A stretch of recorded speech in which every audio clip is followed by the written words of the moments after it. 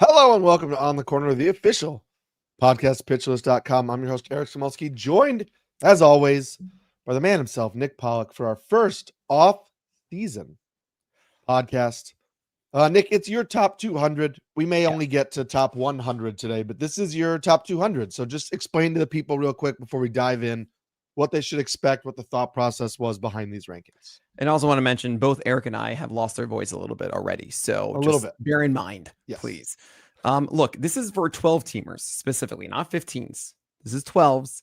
And generally when it comes to 12 teamers, I have a couple things in mind. One, wait on pitching because there are so many options. And then two, when you do go for it, actually do it aggressively. Don't just kind of, when you think about your fourth SP or your fifth SP, in some cases, I'm trying to make it so that those who are going for their third starter, you have your fourth, because we're not spacing it out. We're just going like 7, 8, 9, 10. Those are the rounds we attack. It's generally been my strategy for years. It's why like Max Fried, Joe Ryan, those kind of guys were available. Carlos Rodon, Christopher Sanchez. I kid you not, I had a team with those four as my first four pitchers because of how it spaced out and how easy it was to go aggressive at 7, 8, 9, 10, maybe even a little bit longer to get Christopher Sanchez in there. That is the mentality I have. And what that means is that some of the guys that will 15 teamers that you'll be favoring over some of the ones in the middle are not going to be there. They're going to be pushed down further than you think.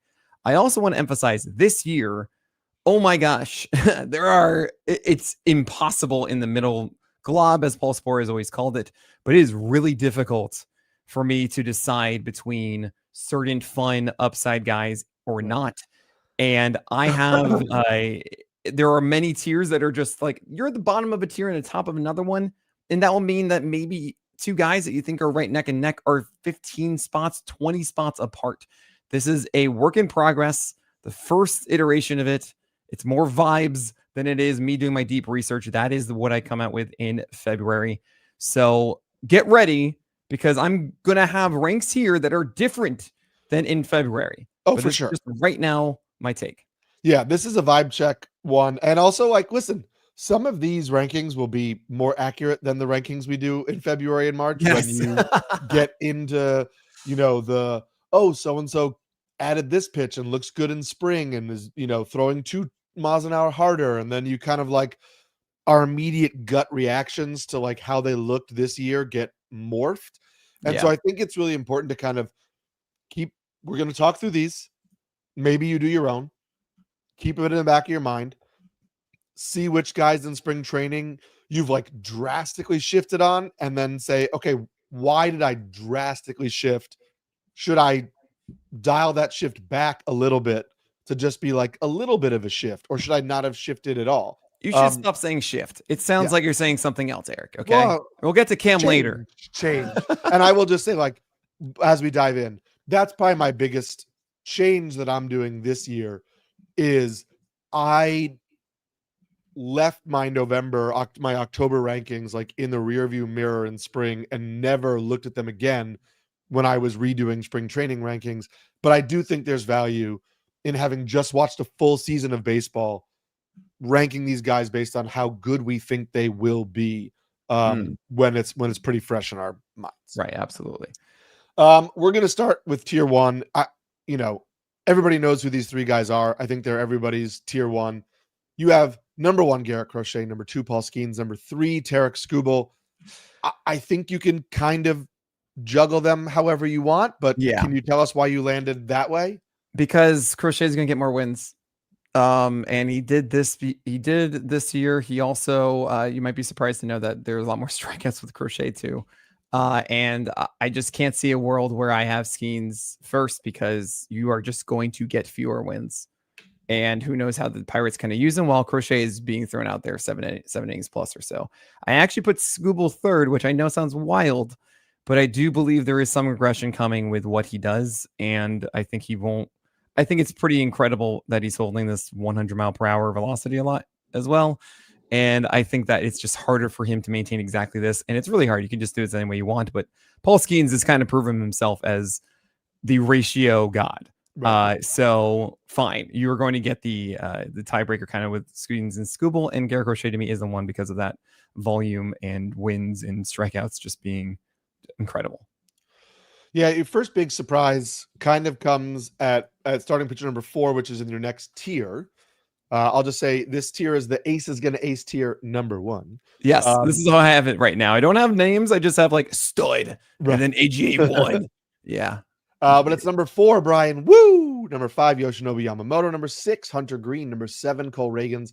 Number 8, Max Fried. Number 9, Logan Gilbert. Number 10, Christopher Sanchez. Okay.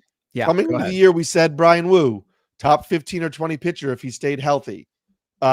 He kind of showed that and surpassed it. He's currently now not healthy and not on the ALDS roster.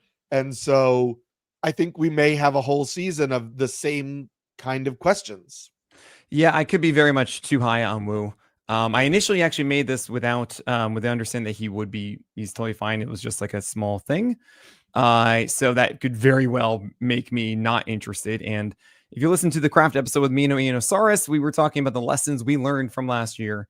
And one of the major ones is do not go after injured pitchers who have an injury ding entering the season. And also don't go for injured pitchers who had not had an opportunity to pitch in September. This is something I think Spore and I have also said a lot is like we need those extra little games just to make sure everything's cool. Shane Bieber did that and he did really well after that initially. DeGrom had that as well. It's just something we've seen in the past. So that's why Cole Reagan's cool. You're here. We saw those innings. With Brian Wu, I see him as Zach Wheeler 2.0. I mean, that's really what I get from this.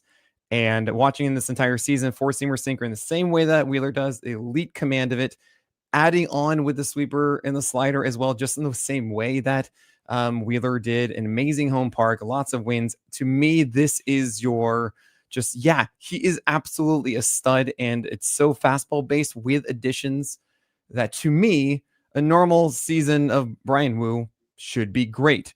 If there are significant injury dings, fine. Then we're going to change this come February. For the rest of the crew, I am favoring as much as I can the higher volume success guys. And I think the big distinction I make between 15-teamer crowd and this one is it volume that we know is not going to have the risk of like a 117 whip, right? Is it actually just potential 105, 1 whip with that great strikeout and at least 25% plus strikeout rate and volume, etc. So Yamamoto might be surprising to everyone to know that he had 30 starts instead of 32, or sorry, same thing like 25, 26 when we were at 6-man, and he was just excellent. Right. It was just so consistent. Thing is, he is slightly capped at that. He would be the first one, but I do expect a 6-man again. Hunter Green, I just think what he does is absolutely elite. Cole Reagans as well. Max Fried, it's a little different. It's not as much on the strikeout side, but it is just like you are just amazing, and it's going to be great. Logan Gilbert, I am so annoyed by him, but I just think that every year he takes a very small minimal step forward. And Christopher Sanchez, I can't deny the fact that he is one of the most efficient pitchers in baseball. It is really shocking to see it. And he really took off in the second half as opposed to the first. And he had better put away rates. He, as far as difference from last year, there were actually a little bit fewer strikes at times, but then he amplified the put away rate on all pitches essentially. And he just feels like, oh yeah, you are this. So I like that. So this is why all these guys are here. And it's very similar to the next tier. It's just a little bit more haze. Yeah, I will say I have Cole Reagan's 8th, so one spot below you. We're doing our Roto World, friends and family staff, friends and staff and whatever draft right now. I got Reagan's as the 16th starter off the board in the 6th round of that draft. Oh, that's amazing. And so, again, who knows where the market is going to be come the start of the season. But I do think like there were a lot of like, hey, Cole Reagan's has a checkered injury past. And then he obviously had an injury plagued season. And we know that injuries played a role in his numbers because he was pitching hurt for a few starts that inflated the ratios and whatever. Sure. And so there's a chance that there are going to be some people that are really low on him come February or March because of the injury questions, because they're just looking at, his 4+ whatever ERA. But I still believe Reagan's is a top 10 fantasy starter. Yeah, no, he's dope and makes us feel dope. That's what he Um, does. I have a different Hunter in the top 10, and you have him in this next group, but that starts with number 11, George Kirby, number 12, Shohei Ohtani, number 13, Freddie Peralta, number 14, Carlos Rodon, number 15, Hunter Brown. Why do you still hate Hunter Brown? Well, because you can't really tell him why he's great. Yes. And the thing is, the fastball velocity went up more than we expected this year, and then it came down as apparently Cashew has a hairball. If you can hear that. Oh boy, don't do it over me. Okay. Cashew, you okay? All right, you good? Yeah. All right. Come on out. You got it. That's Cashew, my lovely cat. So when it comes to Hunter Brown, it's just, I'm not saying he's an ace. I mean, 15 is pretty aggressive. It's more that I think that his secondaries are still heavily in question. And I think his four-seamer and sinker are what leads the way, but not in the same way that Brian Wu does, where it's much more of a what are you going to have in this game? And the curveball, I believe the cutter and the changeup, if I remember correctly, with Hunter Brown, not always there. So it's just more, I don't quite believe it. I think it was more high velocity that kind of fell actually as the year went on. Okay. And I'm not quite as excited. Still 15 means that, yeah, fine. You should be great for your teams throughout the year. Sure. I get that. Shohei Ohtani, I assume a lot of this is also just connected to role. Like we don't, Right. it's hard to know Shohei if he's would gonna actually go more than initially 5 had innings him. at a time or, Yeah. I initially had him in that top 10, in that first AGA one I tier. did too. So I was like, all right. But then again, I don't know. Yeah, I don't know what to make of it. So there is some question mark there. But yeah, you should be I starting moved him to 14. You have him at 12. Yeah, great. Awesome. I could move him down a little bit, maybe. I don't really know. I mean, it's a big question. And then I would just say Freddie Peralta, like, I have him at 18th. You have him at 13th. Maybe I'm not fully buying into like the changes he made this year that made him a little less chaotic. I mean, it's just more that Freddie Peralta has just always been good. It's not, you haven't really been massively burned by him. And it's just, I got to stop saying that, well, no, he's always going to be this. He's always going to be, I'm like, he's not. He's just kind of succeeding constantly. And there's a floor to be said about that. And the thing is, the next tier is AGA Cherry Bomb, where they're going to essentially be associated as Ace is going to ace. But I feel like out of the gate, they need to do something to either prove that they're healthy or that they're okay. Like it's a little bit of a mishmash of what we need from them. Like if they were healthy to start the year, then they already have the Ace is going to ace tier. While a couple other ones are just, we think you should get there, but we need to see something first. Fair. So that Ace is going to ace, Ace is going to ace Cherry Bomb tier starts at number 16, Chris Sale, number 17, Jacob deGrom, number 18, Jacob Mizorowski, number 19, Tyler Glasnow, number 20, Yuri Perez, number 21, Blake Snell. I took Jacob deGrom in that staff draft too, so I was looking this up. deGrom finished by the Fangraphs player rater, and again, we look at those, we don't rank so much based on those, but he finished as the 12th ranked starter this year. I'm actually surprised it's that low. And it's because he had 12 wins. Right. And guys above him, like Max Fried had 19 wins, Rodon had 18 wins, Freddie Peralta had 17 wins, Brian Wu had 15 wins. We did this last year with Kevin Gossman, where he was high on the player rater because he had an ungodly amount of wins. But deGrom threw 172 in a third innings, struck out 185, had a 2.97 ERA, a 0.92 whip. If deGrom finishes with 14 wins or 15 wins, he's a top 8 starting pitcher in fantasy baseball this year.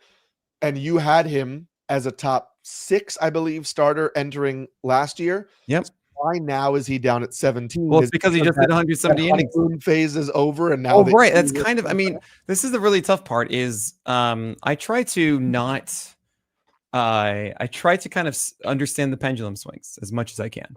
So with deGrom last year, it was, well, hold on. He came back for 3 games, showcased that his elbow was healthy. This is the healthiest he's been because a lot of the injuries had been attached to his arm not being great. And I'm so glad he had this amazing season. But it's hard to now say, great, you're going to do that again.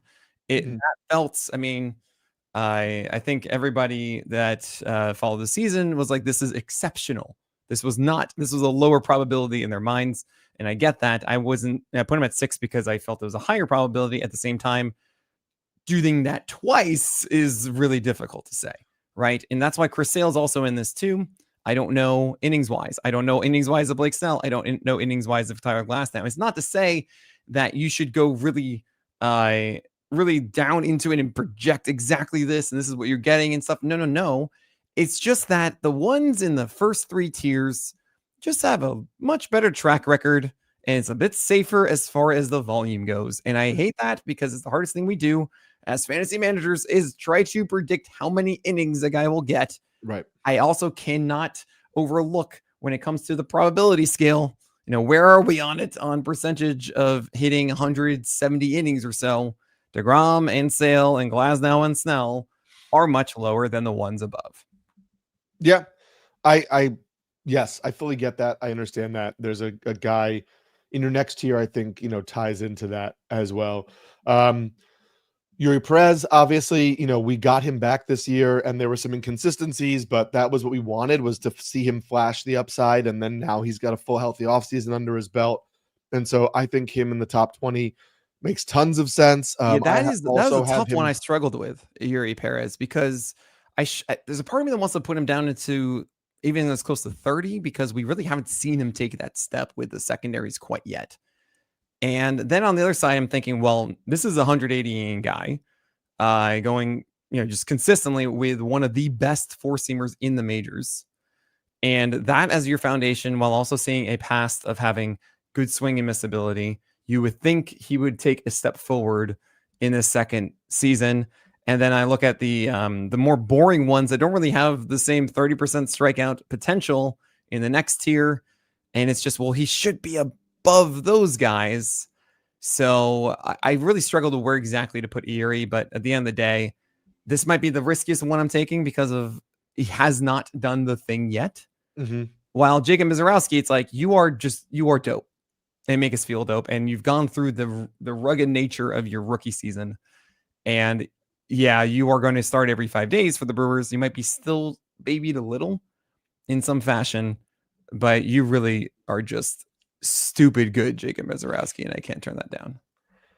I get that. Yeah. I have Mizorowski slightly lower than you, but not by too much. I have to ask you, just because I'm seeing this in the comments, and I'm also seeing this as a person that you or I did not rank at all, and I wonder if he should be. I did. In this area. Oh, I thought I did. How did I not? But it is put him in. It is. Oh Garrett my gosh! Cole. Wait, did I really not? Yes. Oh, it's because it got eliminated from here. He is actually, yeah. When it comes to injury stashes, injured players, I essentially in my top 200 in October put them clump them all together, and I can't tell you exactly what to do with it yet. Right. I'm like, look, this will change because we'll get information in February and March, and that will affect how we're going to rank him and whatnot. I will mention Garrett Cole should not be in this area. Why? We just saw with Spencer Strider what kind of happens. And I will also say that Garrett Cole has shown flashes of not being his former self post sticky stuff. Not to say that it was bad, but having to be a different pitcher. And not the 30% strikeout rate plus guy of demanding a 2.5 ERA and a 0.9 whip or something like that. He'll obviously help your teams when you have him. But then when is it going to be? I don't know when he's going to start. And then when he comes back, it'll be a little frustrating at first. And then is he going to have the same fastball? I don't know. It's up in the air. We did not get the 3 starts or whatever in September that we have from other guys. So I will be putting him around 50 is what I'm going to tell you. I'm actually going to add that right now for you so you can reference that. There you go. That's the answer if you were asking about Garrett Cole. And yes, Spencer Strider, you'll hear his name way later in this episode. Ace is going to ace Holly tier. Number 22, Joe Ryan. Number 23, Pablo Lopez. Number 24, Kyle Bradish. Number 25, Shota Imanaga. Number 26, Michael King. Number 27, Shane Bieber. Number 28, Brandon Woodruff. Yes. Is there anyone that sticks out to you here? I mean, these are all the ones that I think, okay, yeah, Bradish and Bieber passed their Tommy John stuff, and they're like, they're too far in the careers for them not to be able to go every 5 days. Yeah, Brandon Woodruff, who I don't quite believe the success that he's had. It just seems a little odd at like 93 on both fastballs, but I can't deny the fact that he's been as effective as he has been. I might ultimately be putting him into the 2 tiers down, so not the cherry bomb team that's next, but more of the Holly one. Joe Ryan, we all know kind of he gets worse as the season goes on. It's probably because home run rates go up, but he also could be changing teams. And the four-seamer is getting better every year, and he's working on secondary stuff, and they faded in the second half. It could also be a morale thing. I just feel like you have Joe Ryan and you'll be happy. So he's still there at 22. Yeah, I have Bradish 19th. So I have him a little higher than you. I think he looked pretty good when he came back, and I'm approaching him in the kind of the same way I would have approached DeGrom this year, of like, was out for a long time. I saw healthy starts. I saw the stuff looked pretty close to what I remember seeing, before the injury. I expect him to be locked into a rotation. I expect that team to be competitive again next year. I like the park from a pitching standpoint. And so Bradish feels like a pretty solid top 20 guy to me, because prior to the injuries, I think he was probably a top 20 guy. But again, the difference between 19 and 24 is super negligible. I have Michael King 15th. Yeah. And maybe it's just because I can't get over the fact that I had him as a top 10 guy this year, and I thought he still was pretty talented. And obviously this, like, he slept wrong on his shoulder, which turned into like a 3-month injury. Maybe I need to lower him down. Well, it's tough. Just to put a pin on the Bradish thing. Slider and curve are great. Fastballs are still weird. And that always gets me a little, if you don't have fastballs kind of leading the way, it can make for more of a volatile season than you would want. So I'm actually even looking at this. I want Blake Snell in the cherry bomb tier. What am I doing? That's routine at this point. And I could just put myself having Yuri Perez outside that cherry bomb tier too. And there you go. We kind of are in the same place at 22 then. Maybe Pablo Lopez versus Bradish, Joe Bryan versus Bradish is all, okay. Shane Bieber the same way. With Bieber, a part of me is like, oh, I like this more because I kind of trust Bieber's command the way I watched him a lot. But Bradish, it's weird. Both Bieber and Bradish have amazing breaking balls. I find myself liking Bradish's more, but I might ultimately want Shane Bieber ahead, especially if he goes to a team that really helps him. Shota Imanaga has just kind of been the guy that is not a 30% strikeout rate guy, but with 3 pitches. Hopefully the dead end ball still exists in some fashion. Right. Make us all look great. So they're all there. And then Michael King, problem there is that he's a command focused arm. And he even took him in 2024 about 6-7 starts to really get into form of being a command arm. And to have such a lost season, it isn't automatic that all of a sudden Michael King will jump back into what he was before. I still love it. I still think he's a very, very talented pitcher, but he needs to get both his sweeper and changeup working. He needs to be able to spot the sinkers and then kind of get away with that 4-seamer. Yeah. Now am I going back on this? Did Pablo Lopez he made a final start roster and got hurt, right? He got hurt and then he made some starts to end the year. Yeah. But then he got hurt in the last start too. His elbow, wasn't it? Yeah. Oh, I need to put that into consideration. I totally forgot about that. He had a forearm strain. Oh, fun. Right? All right. I need to look into that one. I thank you so much. I completely forgot about that. You're right. Oh, Pablo.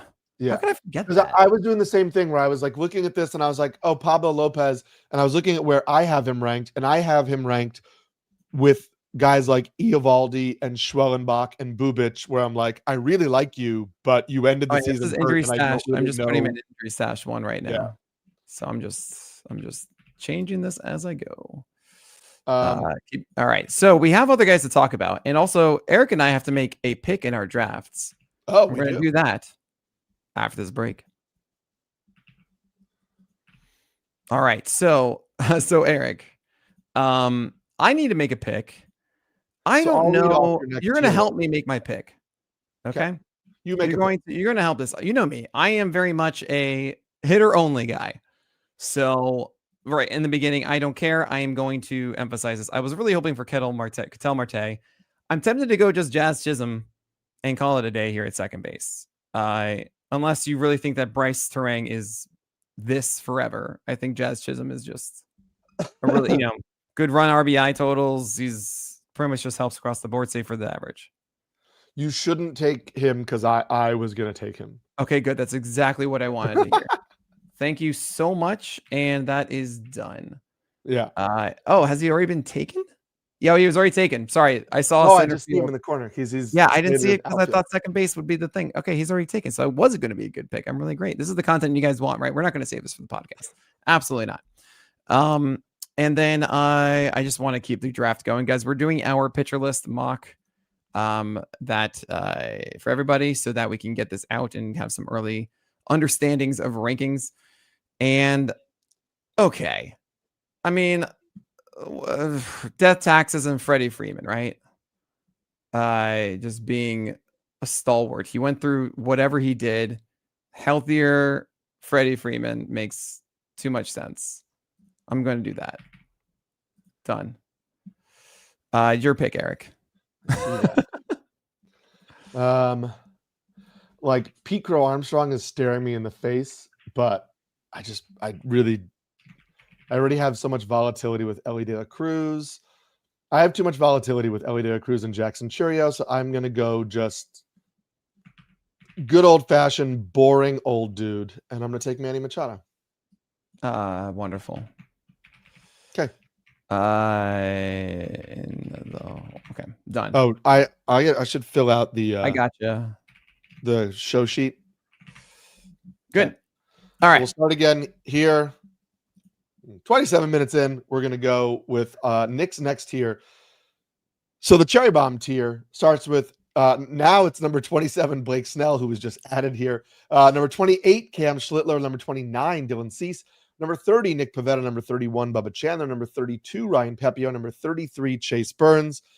This is awesome because after the Cam Schlittler performance against the Red Sox, I recorded a video with James Schiano, and I said to James, Cam Schlittler, Bubba Chandler, Chase Burns, Nolan McLean, how do you rank them based on, going into next year?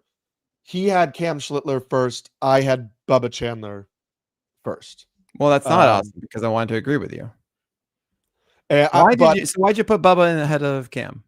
I don't know, man. Like I can't watch that start and not say Cam Schlittler is filthy. Like he's filthy. I think that I am trying to say I like both these guys. I have them in the same exact tier. So it's personal preference. If I'm on the clock and both of those guys are there, I don't want this magical velo bump for Cam Schlittler that led to this breakout season, which led to this impressive performance at the end of the year for the Yankees, override, hey, Bubba Chandler's been one of the best pitching prospects in baseball for multiple years now, and also looked really good when he was finally given a shot with the Pirates. And so even though neither one of them has a long track record, it almost feels like Bubba Chandler has a safer track record because I get that. He's been doing this at this high level for a little bit longer. Right. But again, like I have them back to back, and I will just say I have them at 41 and 42. So I guess I'm not as aggressive as you on saying like I'm going after these guys that don't have the MLB innings. So I mean, that's more of a conversation about like the safe ones, right? Right. And the way I see this is I'm trying to limit as many as I can of like, cool, I'm just going to go and take these chances on young guys. And actually the next tier is from 34 to 47 for that reason. Yeah, and I will just say, I have them ranked. I think a big reason I have them ranked under my Schwellenbach, Pablo Lopez, injured tier. Of like you're injured and I don't know what to do with you. And so if I just did that, now all of a sudden they're 33 and 34. Beautiful. Which is Okay, so then Basically, we right, understand that. Yeah.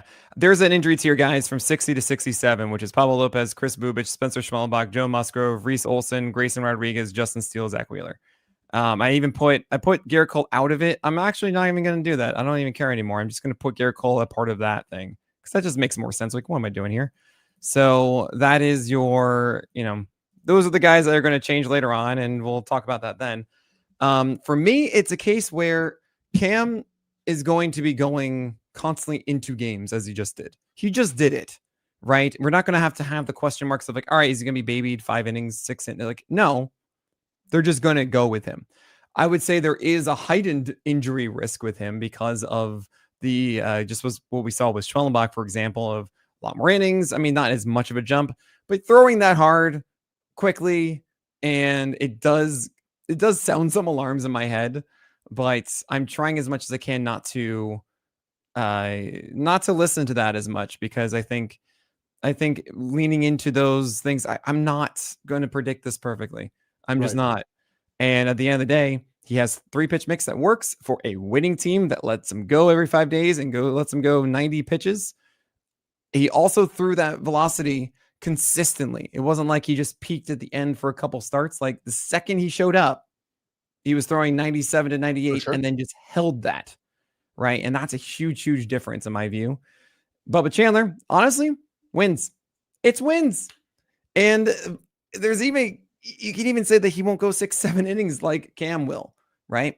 Now, as far as quality per inning, I probably would give Bubba Chandler the nod because he has been that good. The one thing I'm a little disappointed about is that his slider gets overshadowed a bit. And it's like 88 or so, which is great, but it's not like a 91 just death. Oh my gosh, you're donezo. It's that 4-seamer that's just really, really great, right? For the most part. And then he does have a little bit of a wide arsenal. I'm not saying that he doesn't. But that's really what the decider is for me. While Cam, the cutter has been really effective from the curveball has, but that 4-seamer is just dissolving, or sorry, just decimating guys, right? So that's kind of where I am on that. Really, the harder problem was Dylan Cease and Nick Pivetta. I'm like, I don't know what to do with you. I think Pivetta just had a career year. I mean, he did, but like not one to be repeated necessarily. Dylan Cease, we all know, was so bad and shouldn't be bad. And then he heads to a new team. And I love that. It's a complete blank slate. It really gets to, not just be with a team like a free agent, or sorry, like a trade that it was last over the offseason. This is actually just 2 years, I should say. A real team that he invests in himself. And that could very well mean something new and better. So that's what pulled me toward Dylan Cease there. And then Ryan Pepio and Chase Burns. I think I'm going to have Ryan Pepio everywhere. Because if you take this season, which actually wasn't nearly as bad as we like to say, and then say, look, you're not in George Steinbrenner Field anymore. Right. You're in Tropicana. I am stoked. I am so amped for that. And Chase Burns, at the end of the day, I'm like, am I overvaluing a guy that throws 100 with an unbelievable slider and also found his command and like showcased who he was once he got over the jitters of being a starter? No, the children aren't wrong. So I am like, yeah, I have to throw you into this. And so what you'll let me see with ask you, all of them is that, sorry? He's not here, but I consider him connected to these guys. I'm curious why you don't believe Nolan McLean is interesting. Is in this group, that group of 3 guys. There's another name that I really, really was tempted to. Also, I mean, there's a couple. Even the Frizzle tier that we'll get to. Like, you can make an argument for all of those also to be inside of it, including, of course, Trey Savage. Right. And that one, Trey Savage is about because you're splitter focused. I think there's just going to be more variability start to start that I don't want to put above the Holly tier. Yeah. Nolan McLean. That's a little trickier because I see him without the fastballs of the others. Chase Burns, Ryan Pepio, Bubba Chandler, Nick Pivetta, Dylan Cease, Cam Schlittler, Blake Snell all have better fastballs than Nolan McLean. And Nolan is more of a secondary kind of guy. Cool. He has had a longer history of being volatile when it comes to his locations. I'm so glad he did well. Don't get me wrong. I think it's awesome what he did. I think it's too small of a sample for me to believe, based on what he throws, that this is going to actually be there for a full season. Okay. That's fair. Let's jump into that Holly tier. We already talked about some of these guys, but it's number 34, Robbie Ray, 35, Logan Webb, 36, Framber Valdez, 37, Aaron Nola, 38, Drew Rasmussen, 39, Ranger Suarez, 40, Nick Lodolo, 41, Kevin Gossman, 42, Sonny Gray, 43, Edward Cabrera, 44, Sandy Alcantara, 45, Nolan McLean, 46, Bryce Miller, 47, our boy Gavin Williams. I guess the biggest difference, I have Drew Rasmussen 10 spots higher than you. Yeah, I might. I don't know where to put him. I really think don't. It's like he shouldn't get pulled at 5 innings next year. And so, well, I mean, right, but here's the thing. He still went about 150 innings. Right. And the Rays might just see this and go, this is how we use them. So I will just say it's just a difference in our rankings. I have Logan Webb, Framber Valdez, Drew Rasmussen in a small tier above the like Imanaga, Cease range of like. Oh, so you trust those guys more than Imanaga? It's a little bit more of like, I think I'm going to get decent production out of you guys and you're not as volatile. And they are volatile. That's the problem. But I don't think they're volatile over the course of a whole season. Like Logan Webb, we kind of know what he is. Like maybe Framber is becoming a little more volatile. I don't think of Drew Rasmussen as being that volatile. Like when I'm with you there. Match. So like for me, this is all right. Just close your eyes and look at the end of the year. But like Logan Webb was not looking like Logan Webb's second half. Like the first half of Logan Webb was absurd. He was all of a sudden like a 25%, 30% strikeout rate guy, full 4 pitch mix. Second half, far more inconsistent. It was really tough with Logan Webb at the end. And to me, it's just, all right, you look at the history of Logan Webb, that first half feels more like the outlier than everything else. With Framber Valdez, it's so dependent on the curveball. Like it is hilarious to me how Framber Valdez went from 2024 of bad first half, amazing second half to amazing first half, bad second half, and always just based on do you have your curveball feel or not. And him getting out of Houston, don't know if that's a good thing because the defense has been very good routinely for Framber there and good win chance, everything like that. I don't know where he's going to go. And I don't know if that's going to help him or not. So those two guys are definitely volatile in my view and don't have 25 to 30% strikeout upside, at least as high of a chance of everyone else kind of above, or especially even the AJ Holly tier, the 5th tier that I've made already. Right. So that's kind of why I have them down to this one is they are more valuable in your 15 teamers. And I understand the 15 teamers are going to likely have those guys higher. That one of the big deciding points or the major lessons that I talked out with Eno was that I actually noticed, and we noticed really that the premium volume arms who are not stud 25% plus strikeout rates, all the kind of stuff that you really expect them to be amazing. They're just like, they're very good in volume. So they're going to go higher. Right. Or much worse value in your drafts than the second tier of those, right? The Matthew Boyds, the Merrill Kelly, the Nathan Eovaldi's, Andrew Abbott's, those kinds of arms really took over. Christopher Sanchez actually was away from your Valdez, your Webb, right? Your Nola, your Luis Castillo, your even George Kirby, right? Those ones are not as valuable as we are making them, is my point. So I think the need for me to rank them above the other guys that have that 30% strikeout rate upside is lessened. Yeah, I get that. And I think that's where like these tiers will shift right as we get closer. And like, that's why we do it. That's why you have convinced me to do it in tiers. And that's why it's like, sometimes you have a huge jump when you're just like, oh yeah, philosophically, I just can't rank this tier ahead of that other tier. And so I get that.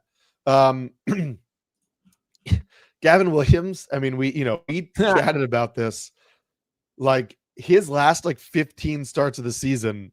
I mean, I think it was like a 287 ERA with like a 109 whip, something stupid. Yeah. And then you're just kind of like, but you watch him and you understand that he's still figuring out who he is as a pitcher, and it's not like consistent. And so I agree with you. Like, you have him 47th. I have him 45th. I have him in a tier with Edward Cabrera,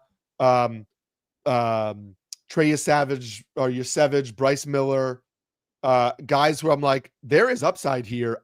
I just don't know what's happening week to week. But like, I like I'll to be in believe. on Gavin Williams again. So I mean, this is the maybe this is a thing that I kind of overlook, and maybe I try and not overlook. I am. It's a blind spot or a bias that I shouldn't have, which is with Eric Cabrera, Bryce Miller, Gavin Williams. I am expecting them to be better, right? And that itself is something that I do a little too often, maybe in my rankings, of saying this guy I like because he should be better than he was, while this guy I think should be worse than he was. And sometimes I should just be saying, look, the track record said this is who this guy is, and we're going to bank on that. And that is a better play either way, right? So Eric Cabrera, Bryce Miller, Gavin Williams, I'm maybe not putting in enough risk for that. And maybe there should be a distinction right at Sonny Gray. And maybe I just make those guys all Frizzles, right? And just really extend that tier. And actually, that kind of makes sense in my view. Because, I mean, I didn't know what to do with Kevin Gausman. I hate this. I have Gausman 44th. Yeah. You have him 41. 41. And it's the same thing where I was like, I don't like know. The reason I have the Helly tier and the Frizzle tier kind of separated, though, is because of volume. You know, I expect 5 every 5 days, 6 innings. Like, that is kind of their bread and butter at this point. They should be able to just consistently do that, while the other ones in the next tier, innings are much more of a question mark. And that's why I have that distinction. Yeah. And so that next tier that you're talking about, the Frizzle tier, number 48, Tatsuya Imai, number 49, Troy Melton, number 50, Trey Savage, number 51, Emmett Sheehan, number 52, Connolly Early.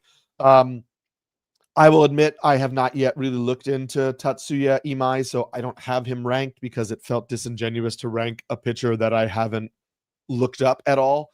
Troy Melton, I didn't rank because I didn't even think about him in the Tigers rotation, and I should go back and do that. We already talked about Trey Savage. I have Emmett Sheehan in the same area you do, and then I took your ranking as permission to rank Connolly Early with like the Bryce Miller, Trey Savage, Edward Cabrera tier. And I think that I took my Red Sox fan glasses off for a second, where Peyton Tolle is the like sexy prospect for the Red Sox. Like, he's the one that all Red Sox fans are like, this guy is the guy. And that's because of just how he emerged this year. He just flew through the system. He was electric. But I do think, like, if you step back and look at the two of them as pitchers, Connolly Early is more advanced. He looked far more ready. Yes. And I think he's much, much, much likelier to start the year in the rotation.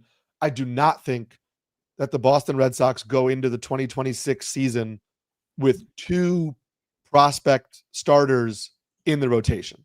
Yeah. So I mean, that only 1 spot for Early and Toll, and I think it's going to be Early. Yeah. That's exactly what I kind of went through. The fact of the matter is that Tolle needs more pitches.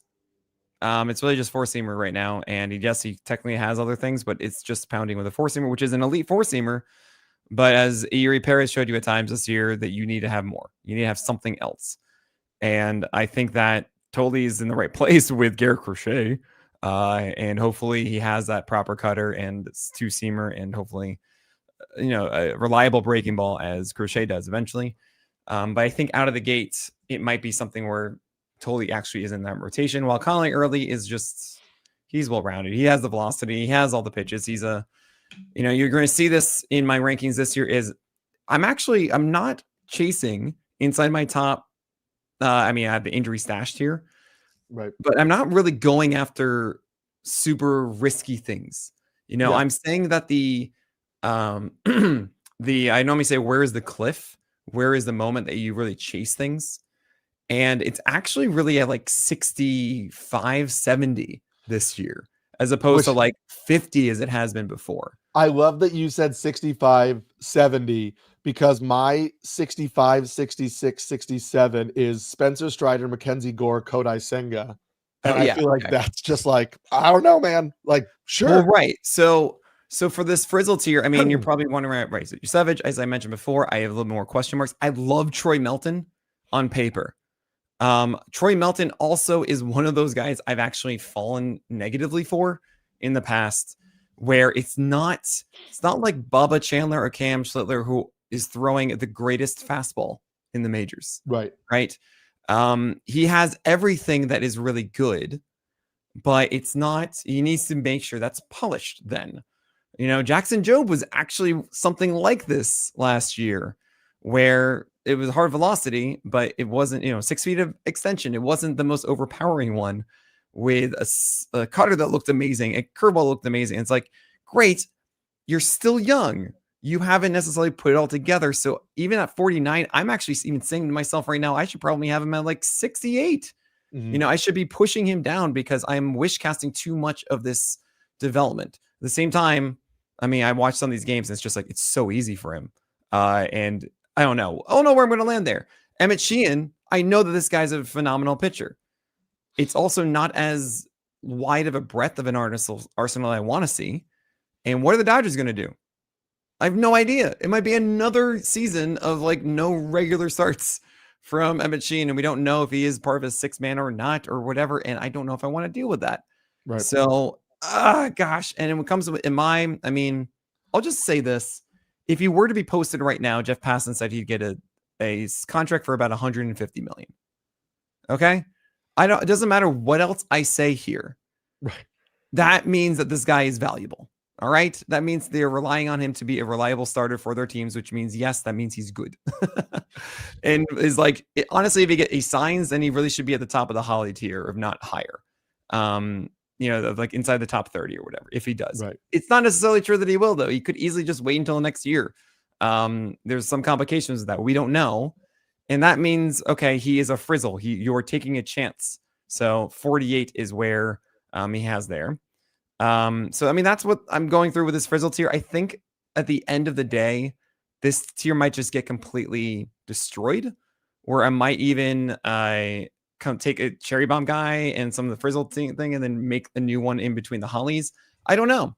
I don't know exactly what I'm going to do with this, but this is where I am at the moment. Yeah. A couple interesting ones in your next tier, which is the Toby Upside 1 tier.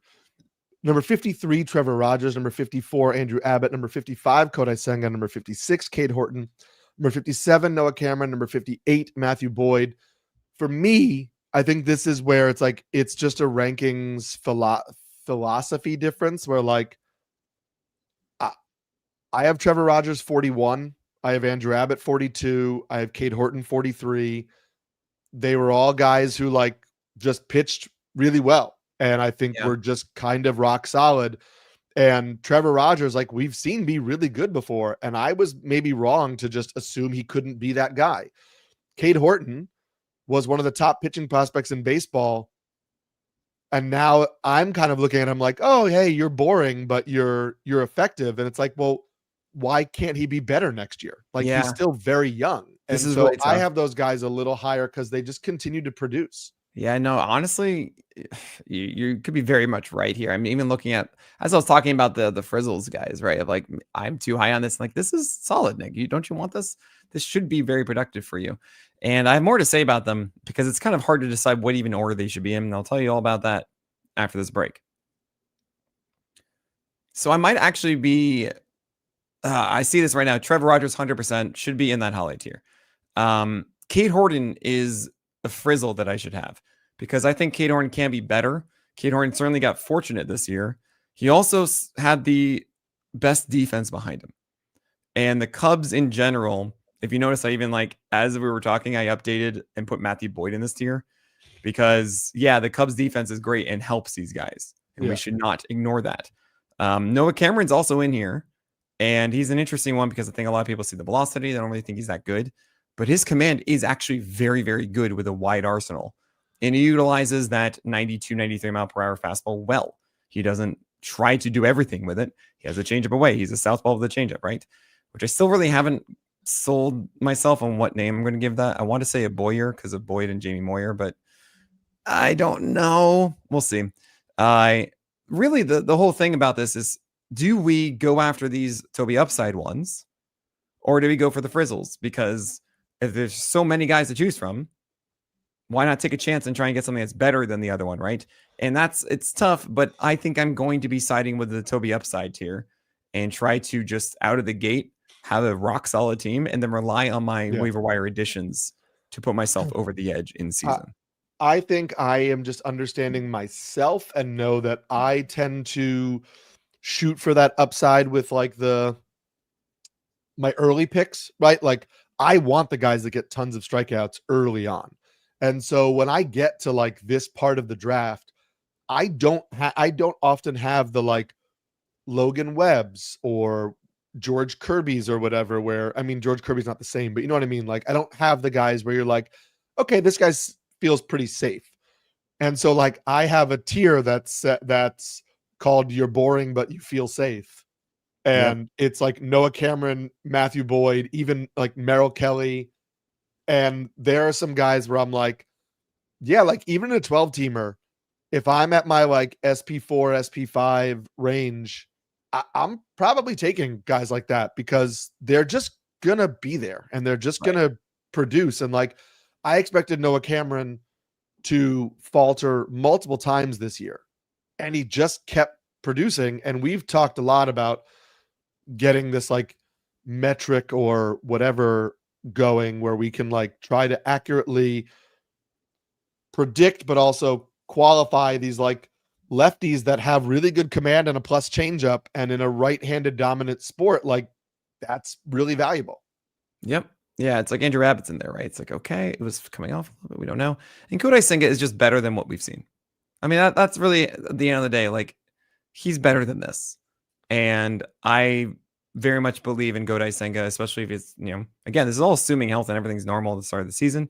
He's in the rotation every 5 days, winning ball club, going to do well. I like that. That's cool. That is cool. What's also cool, what's not cool, sorry, I skipped ahead. What's not cool is this injury tier because all these guys are hurt and that's not cool, but I'll go through them quickly.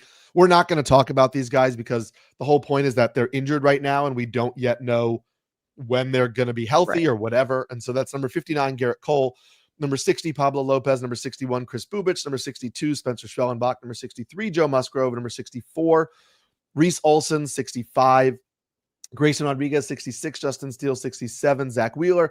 I'll just push back and say, like, I don't think Zach Wheeler should be near here because I know. I just wanted to know, like, he's an elite talent, year, but like, yeah, but it is it's meaningless, whatever. It is what it is. So the fun tier, this is where you start taking your like, this is not my fun tier. This is like, oh gosh. Right. This is where hopefully you've gotten to the point in your draft where you have a solid enough starting rotation where you could say, oh, what the heck? Like, let's take one of these guys. And if it doesn't pan out, I'm not hurt. And this was my issue this year is like these type of pitchers. I started taking them. I waited and I took like 3 of them as like my SP 4, 5, 6. And I was like, okay, if 2 of these guys hit, I'm going to crush. And then the reality is that there's often a chance where none of them will hit. And then you are really kind of in a bad way. And so that right now starts with number 69, Andrew Painter, number 70, Shane Baz, number 71, Peyton Tolley, number 72, Mick Abel, number 73, Spencer Strider, number 74, Mackenzie Gore, 75, Jack Flaherty, 76, Zebby Matthews, 77, Jonah Tong, 78, Jack Leiter.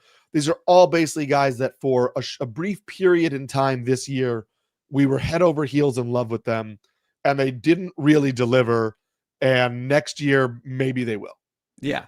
I mean, the problem about this is that Andrew Painter, Shane Baz, to me, I'm actually like Shane Baz, I'm actually really into. You know, I think that he's going to be so good next year. I just have no idea where to put him. And then I feel like this is the hipster tier because you don't know what to do with him. I put out a tweet that said, hey, look, have we ever seen a guy with an elite fastball, like, and then all of a sudden get Tommy John, come back, have a worse four-seamer, like by both velocity and vert, and then regain it the next year? And I found no examples. And that's kind of scary, right? That's Spencer Strider. And I think we're going to go through the same kind of, it's not quite what we want.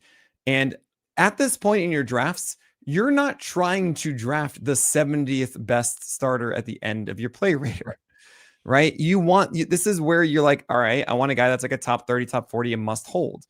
And if you're going to say to me, okay, well, Strider will have his moments and then it won't be, and it won't, like, I don't want that.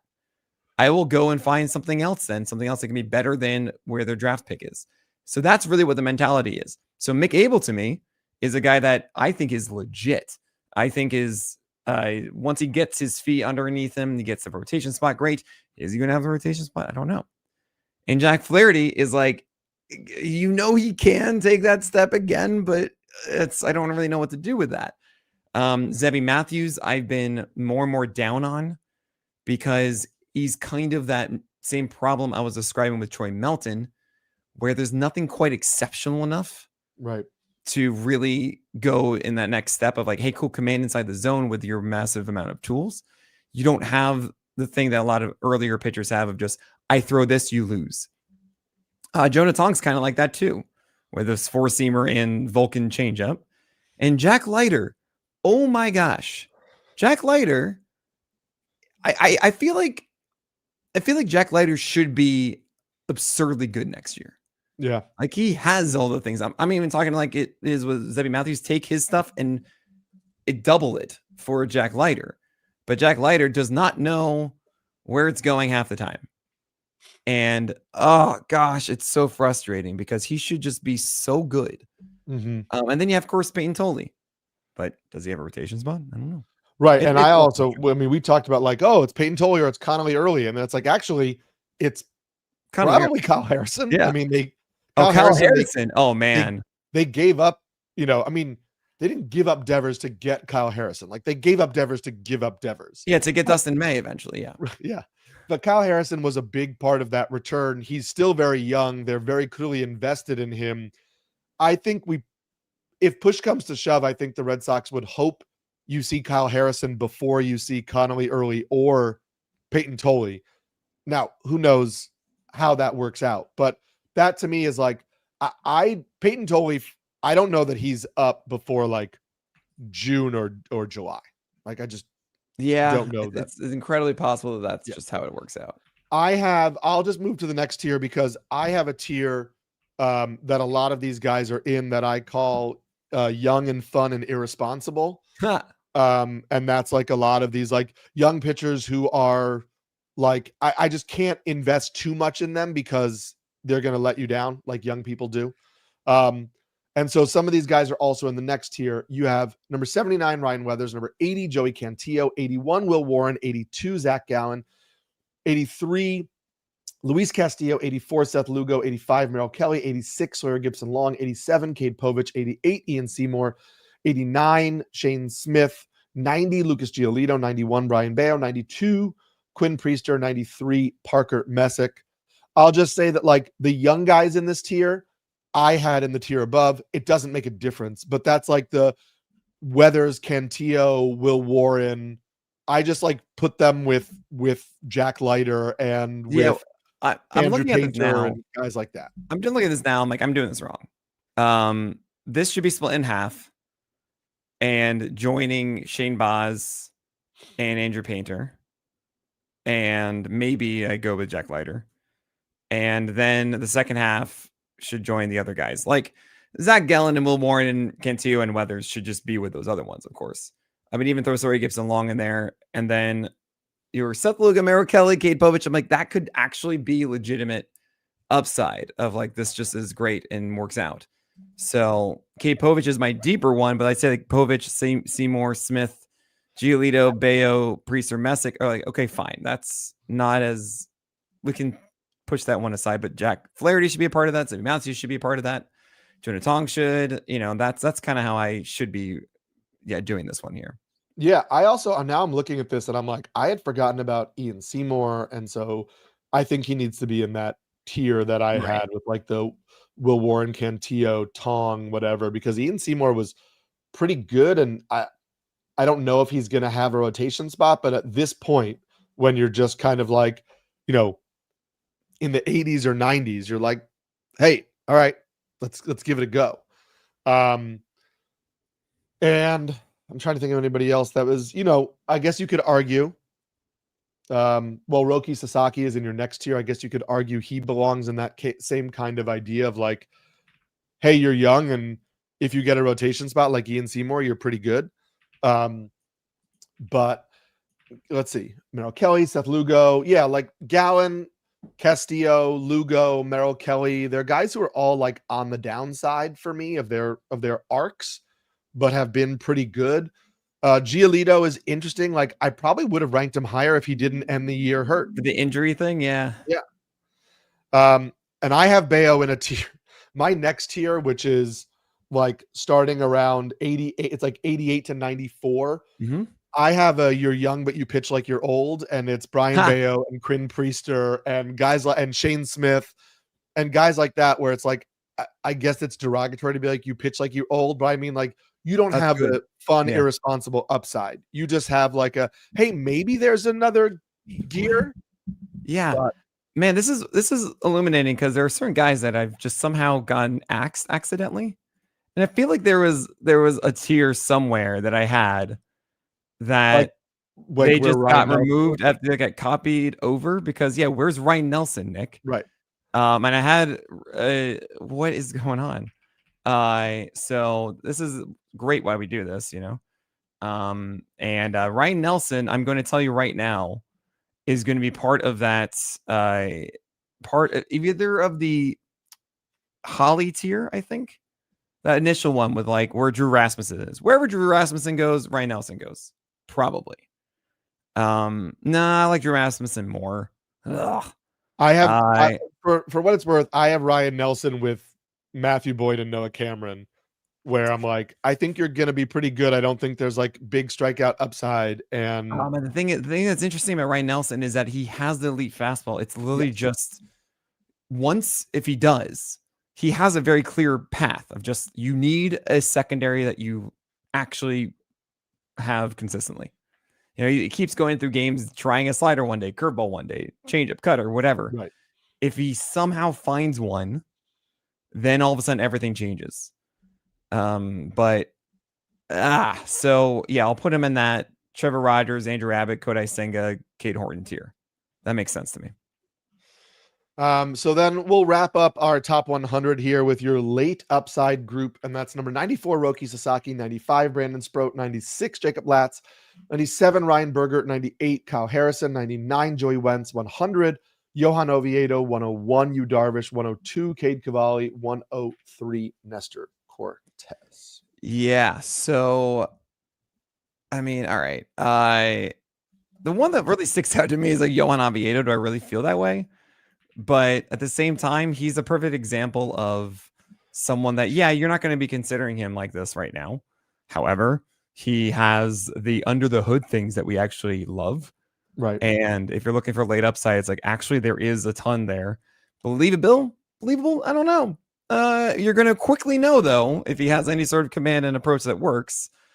And Joey Wentz is in there because I think that Joey Wentz four-seamers up and sliders and curveballs and now changeups too from the left side. It's like, that's fantastic. And hopefully he gets a place that he can do it. Maybe it's still on the Atlanta because they have him under team control, and we'll see how that works out. Bergert obviously showed some positive things with the Royals. I wonder if he's in that rotation or not. Same with Jacob Latz. If he does something new across this offseason, you're going to like that. Brandon Sproat is even in that rotation. And does he? I think he is, but we'll see.